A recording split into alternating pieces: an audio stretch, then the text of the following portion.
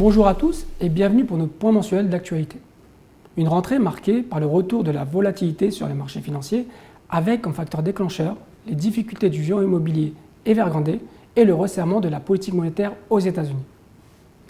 Le premier facteur de stress sur les marchés a donc été le non-paiement d'intérêt de la dette du numéro 2 chinois de l'immobilier Evergrande, dette qui s'élève à plus de 300 milliards de dollars, ce qui a perturbé dans un premier temps les marchés financiers chinois avant de se propager sur le reste de la planète. Depuis la fin 2020, Pékin a instauré de nouvelles règles pour contrôler le montant de l'endettement des grands promoteurs immobiliers et réduire ainsi les effets de levier. Ces nouvelles mesures ont donc conduit Evergrande à devoir proposer ses biens immobiliers avec des remises importantes, et ce afin de maintenir l'entreprise à flot.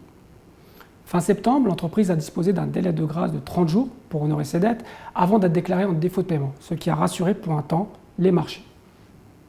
Pour rappel, l'immobilier en Chine représente plus de 25% du PIB et 40% de la richesse des ménages, ce qui fait craindre aux investisseurs un net ralentissement de l'économie chinoise et une contagion sur l'économie mondiale. Le second facteur de stress a donc été la hausse des rendements obligataires, que ce soit aux États-Unis ou en Europe.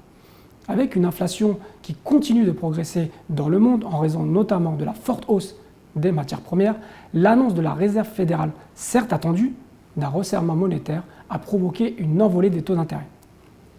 Jérôme Powell, le président de la Fed, a même enfoncé le clou en affirmant que l'objectif d'amélioration sur le front de l'emploi avait été quasiment atteint et qu'un rapport sur l'emploi même mitigé en septembre suffirait pour enclencher le tapering. Sur les marchés actions, le MSCI World recule de 4% en dollars sous l'effet de l'affaire Evergrande et du changement de ton des banques centrales. Seul le marché japonais tire son épingle du jeu avec une hausse de 4%, portée notamment par un marché en retard en termes de performance et un espoir de relance économique espéré par les investisseurs suite au changement politique après la démission du Premier ministre.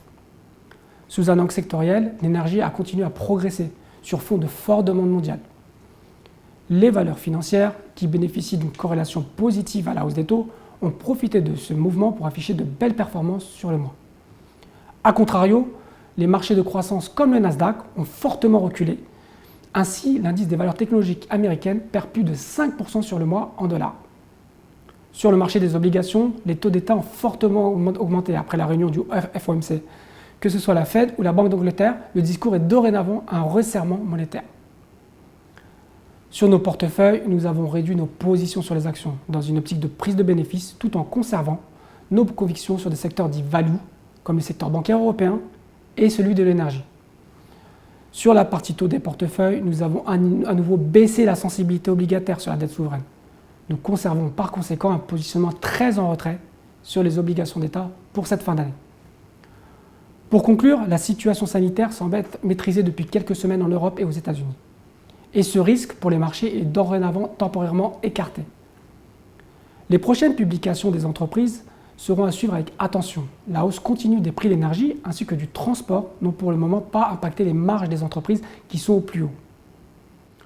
Cependant, le ralentissement économique orchestré et observé en Chine et les inquiétudes des ménages face à une inflation réelle sont des menaces pour les croissances des bénéfices des entreprises.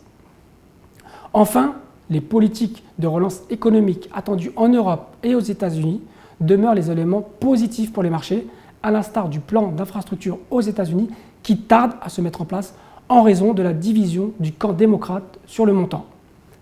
Merci pour votre attention et je vous donne rendez-vous le mois prochain pour un nouveau point d'actualité.